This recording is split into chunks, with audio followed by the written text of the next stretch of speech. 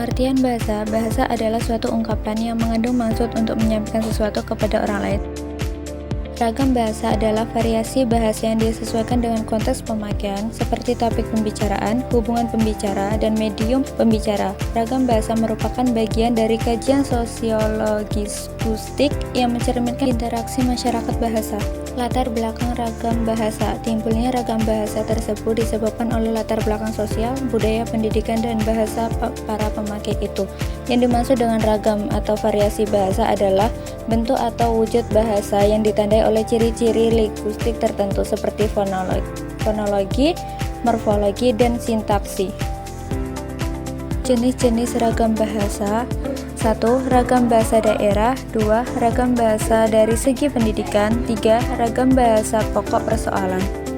Ragam bahasa daerah adalah variasi bahasa yang digunakan untuk masyarakat di suatu daerah tertentu. Ragam bahasa daerah merupakan salah satu aspek penting dari kekayaan budaya dan warisan linguistik Indonesia.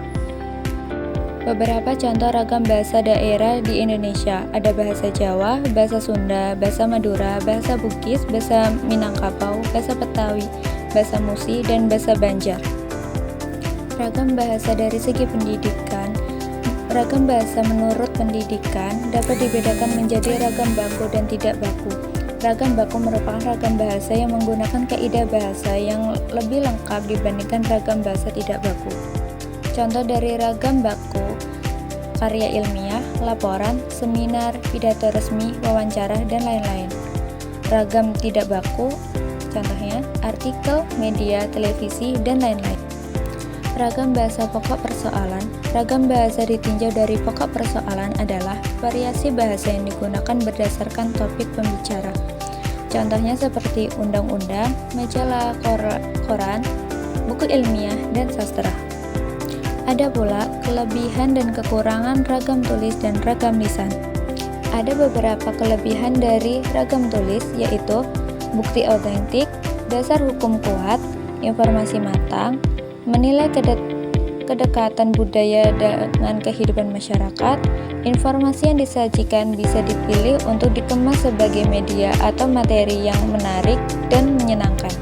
Kekurangannya, proses penulisan yang membutuhkan waktu lama, membutuhkan alat bantu, kesalahan tidak dapat diperbaiki dengan tepat waktu, tidak dapat dibantu, harus disusun lebih sempurna, tidak mampu menyajikan berita secara ragam lisan. Kelebihannya yaitu dapat disesuaikan dengan situasi, efisien, jelas karena pembicaraan menggunakan unsur lain seperti tekan, mimik, dan gerak-gerak badan, berlangsung cepat karena orang yang terlibat dapat langsung berkomunikasi, kesalahan dapat langsung diungkapkan tanpa waktu untuk memperbaikinya. Kekurangannya tidak dapat dibatasi,